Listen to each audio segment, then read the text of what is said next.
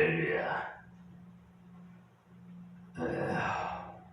오늘도 이 비천한 점에 생명을 연장시켜 주신 사명을 감당하라고 이 자리에 세워주신 줄 믿습니다. 오늘 새벽 기도 시간 교회 현관문에 들어오려고 현관문을 열려고 하니 거기에 이 십자가를 어느 분이 걸어놓고 가셨어요.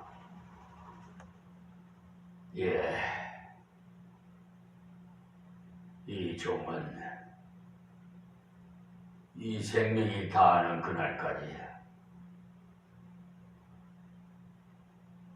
여러분의 십자가도 함께 지고 가려고 합니다. 우리 하나님의 백성들을 우리 사랑합니다. 그래서 날마다 이렇게 하나님께서 이 비천한 종을 도구 삼아 날마다 하나님의 말씀 한 절 한 절을 풀어서 강해로 설교하게 하셔 오늘 아침에도 새벽에도 마태복음 13장 45절의 말씀부터 다시 드리겠습니다.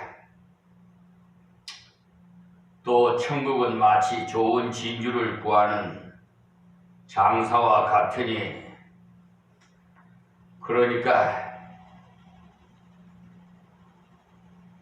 이 진주 장사라 하는 사람은 농사 짓는 사람에 비해서 아무래도 따지기를 잘하는 똑똑한 사람입니다.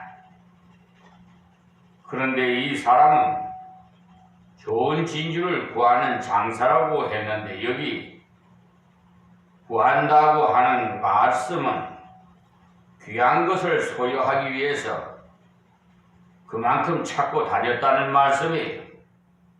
그러니 우리가 어떤 경우에는 하나님께서 진주상사와 같이 진리에 대한 갈증으로 온갖 것에 관심과 노력을 기울였던 중에 하나님의 인도로 찾게 하실 때가 있습니다.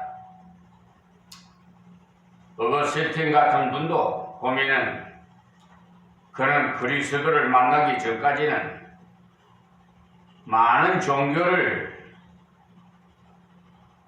가졌어요. 그런데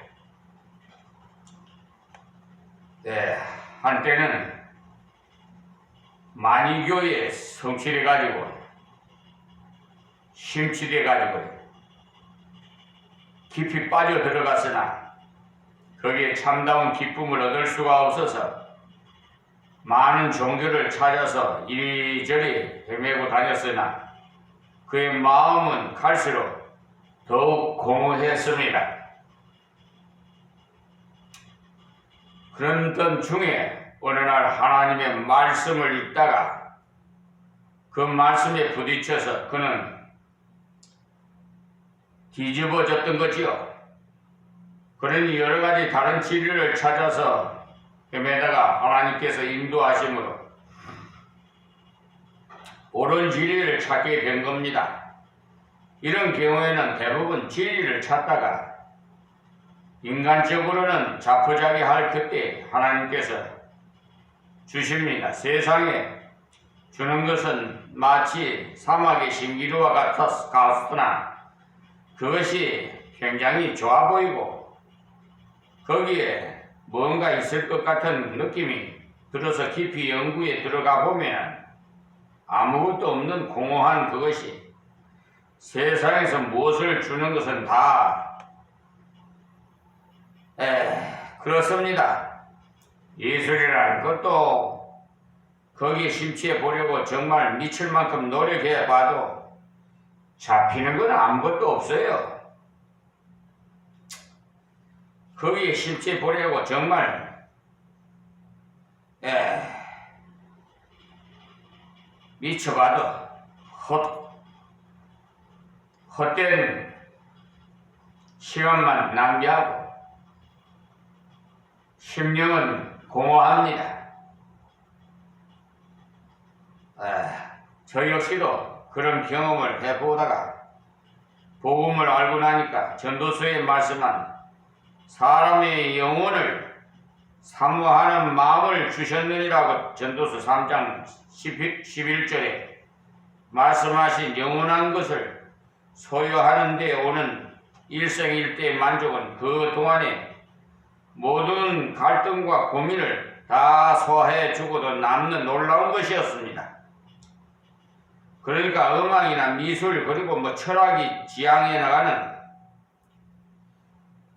그런 결과는 변하지 않는 항구적인 것에 가장 가치를 두는데 막상 해보면 그런 것이 없더라는 것을.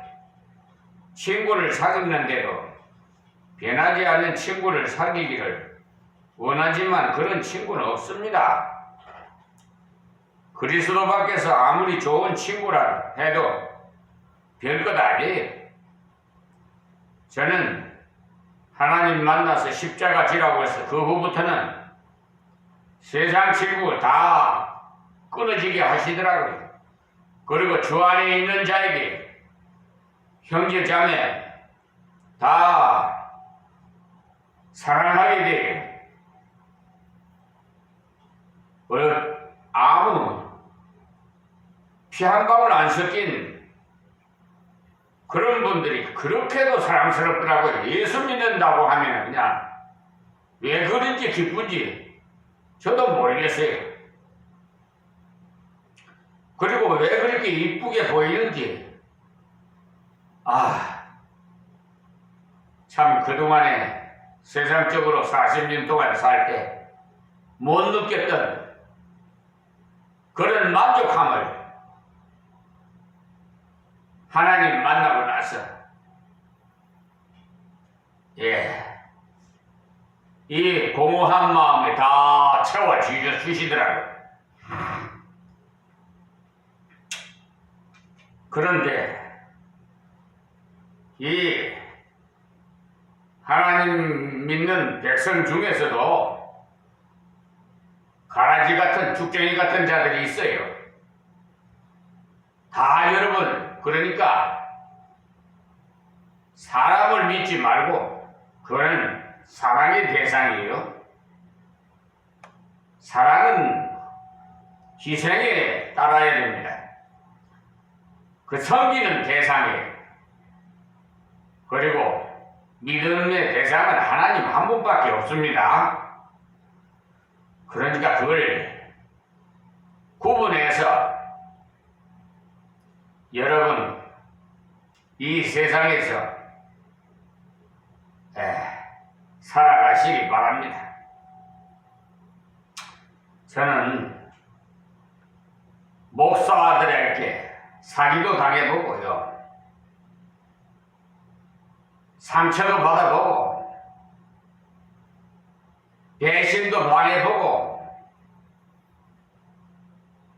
그래서요. 저 다 체험을 했던 목사라서 사람을 보고 평을 하면 안 돼. 평가를 하면 안 된다 이 말이에요.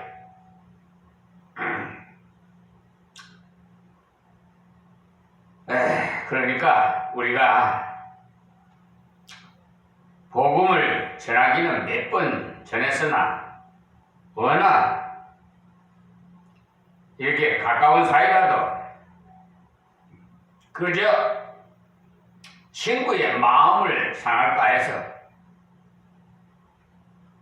강하게 정하지는 못하고 건성으로 전하기도 하지요. 사실 별로 가깝지도 않는 사이에서 복음을 직설적으로 강하게 전할 수가 있습니다만 가까운 친구는 그렇게 도전해 오면 그러면은 영영이 내 말을 안 듣겠다고 심하게 거부하면 그만 후퇴했다가 다시 발려서 전하는 그런 식으로 하다 보면 복음을 받기도 전에 다 가버려. 공부도 잘하고 아주 똑똑한 친구인데 그런 길로 가버리는데 그 친구도 보면은 종교에 대해서 많은 탐구를 하고 불교나 유교에 대한 책도 많이 읽었던 친구였어요. 그래서 어쨌든 우리는 전도할 때 무엇을 구분하지 말고 마음이 이렇게 전해야 돼.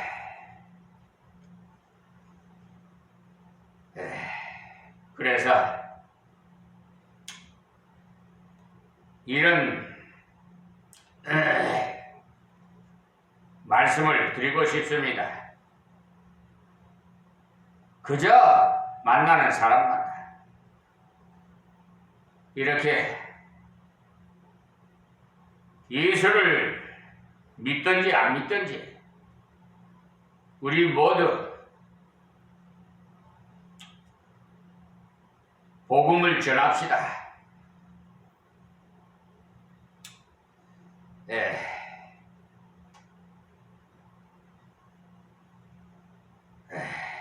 제가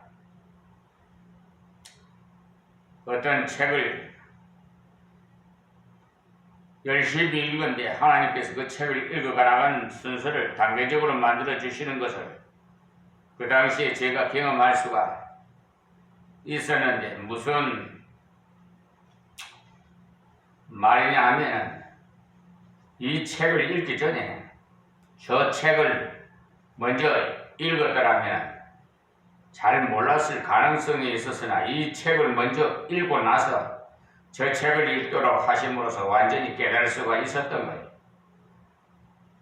사실 제가 복음에 관한 체계적인 무슨 지식이 있어서 한 권, 두 권 하면서 단계적으로 읽을 수가 없기 때문에 하나님께서 그 책을 읽는 과정에서도 순서를 따라 읽도록 간섭하신 사실을 확실히 알 수가 있었던 겁니다. 그래서 여러분에게 유튜브 방송을 개설해서 날마다 제작에 이 동영상을 올려서 올린 것이 처음에 이사야서와 또 창세기 또 지금 현재 마태복음 또 에스라 수요일 날마다 이렇게 강의 설교를 하는데 그걸 하나님께서 이렇게 획득해 주시기 때문에 그 지시대로 저는 움직입니다. 이 마태복음 강의 설교가 끝나면 또 어떤 말씀을 전가할는지 저는 모릅니다. 지금도 그때 하나님께서 말씀을 주시니까요. 그래서 처음에 우리 신앙생활 할 때도 누구에게 첫 발을 디뎌서 신앙생활을 했는가 참 중요해요. 첫 단추가 제대로 끼워져야 마지막 단추도 맞듯이 말이에요. 첫 신앙을 저는 저 서서문에 있는 장로교의 거기는 통합주의라고 하는가, 강신명 목사님이 심화하신 곳에서 첫 발을 디뎠으니까요. 어쨌든 저는 늘 감사합니다. 그래서 장로교 목사가 되게끔 현재는 장로교 합동 측에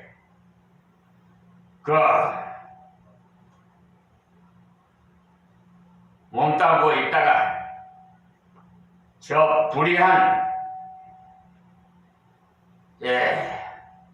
그 쭉정이 같은 거짓 선지자들이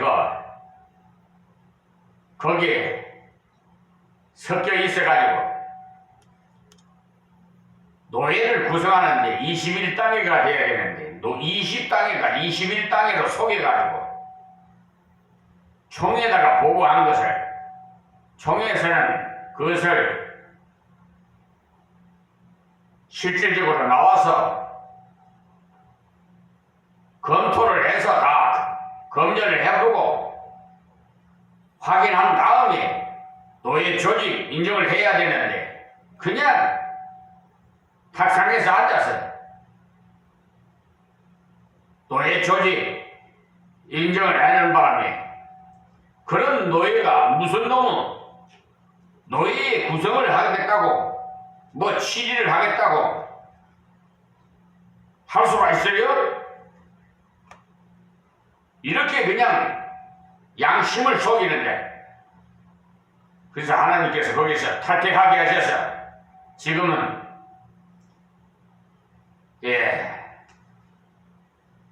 또 어디 교단에 갔더니 그 교단은 뭐 돈밖에 모르더라고. 또 하여튼 싹군 교단이더라고. 또 그래서 하나님께 기도했더니 대한예수교 장로회 합동 독립교회 이렇게 교단으로 하나님께서 세워주셔서 비천한 종이 총회장이 되었습니다. 얼마나 편안한지 몰라요. 쓸데없이 말이야. 그건 뭐 노예에 가서 그냥 하나님이 주신 헌금을 낭비하고 말이에요. 뭐 만찬하고 뭐 영을 그냥 가면 감투 싸움이나 하고 말이에요. 총회도 마찬가지예요. 무슨 총회장 하면 뭐가 그렇게 하나님 기뻐하시는지. 우리 신학교 다닐 때요, 세 가지를 주의하라고 그랬어요. 명예, 돈, 여자, 이거를 주의하라고 그랬어요.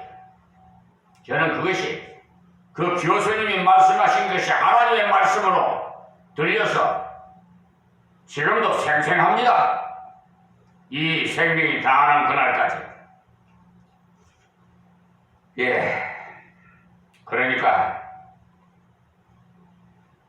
우리는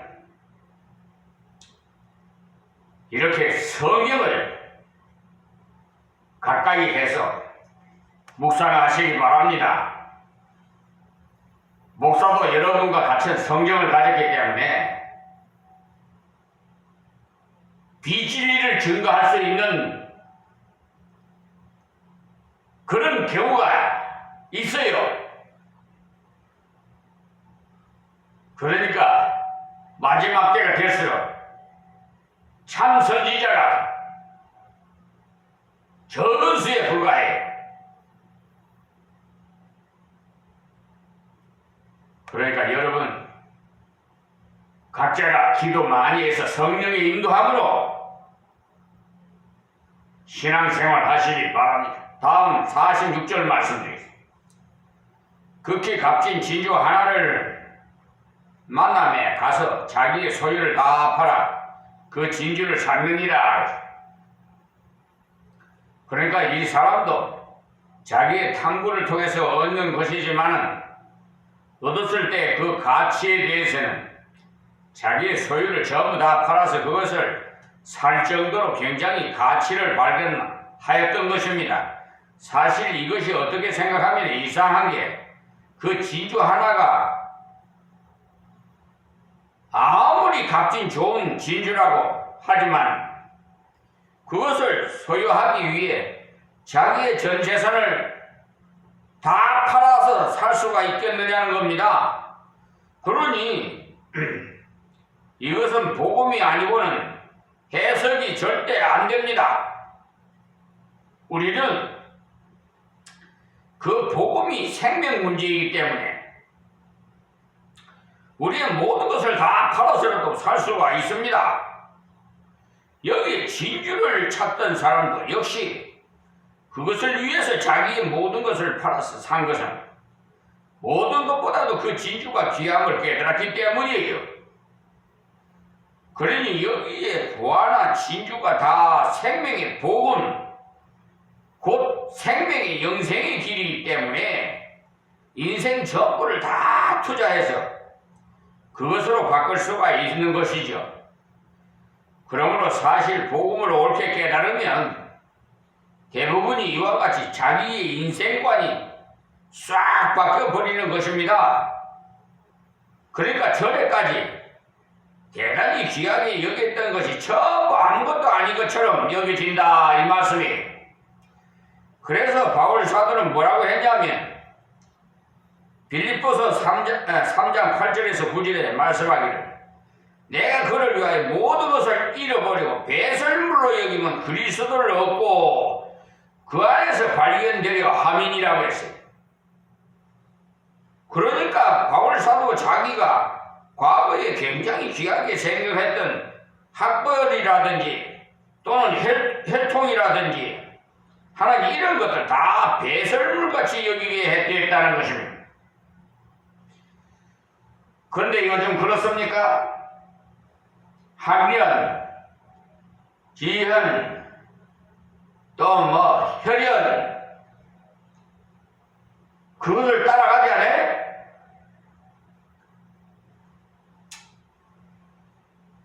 예수 안에서 그런 것보다 더 나은 것 무궁무진하더라는 말씀이에요. 그러므로 바울 사도는 고백하기를 내 주 그리스도 예수를 아는 지식이 가장 고상함을 인함이라고 또 빌립보서 3장 8절에 고백했지 않아요? 그러니까 가장 고상함이라는 것은 그리스도 예수를 얻는 것이다. 다른 천부를 얻는 것보다 더 많다는 것이에요. 제가 개척하여서 우리 사모가 밤중에 개척교회 하면 좀 어렵잖아요. 그러니까 우리 딸을 전화로 불러가지고 차를 가지고 와서 밤중에 가출해버렸어요. 그래서 딸네 집에 가가지고 집에 들어가자 하니까 목회 안 하면은 들어간대. 그러니까 개척교회가 싫다는 거예요. 목회하지 말라는 거예요. 그래서 참 고민했습니다. 기도했더니 하나님의 말씀을 들어야지 사람의 말씀을 들으게 되겠습니까? 그래서 다 포기하고 하나님만 바라보고 오늘날까지 이렇게 단신으로 사모 없어도 얼마든지 목회할 수 있어요. 여러분 사모 없다고 목회 못한다는 목사님들이 있는데 그거는 조금 마귀 사탄이 좀 끄이는 것 같아요. 속이면 미혹당한 것 같아. 나폴레옹이 한 말이지 나의 사전에 불가능이 없다 그랬잖아요. 역시 하나님만 붙들면요 불가능이 없어요. 저는 비천하고 무식하고 볼품없는 사람이지만 하나님께서는 그런 덩이 속에서 끌어내서 보좌에 앉히시네. 우리 아버지 하나님이에요. 사무엘상 2장 6절 말씀 보세요. 죽이기도 하시고 살리기도 하시고 하시는 분이 우리 아버지 하나님이에요.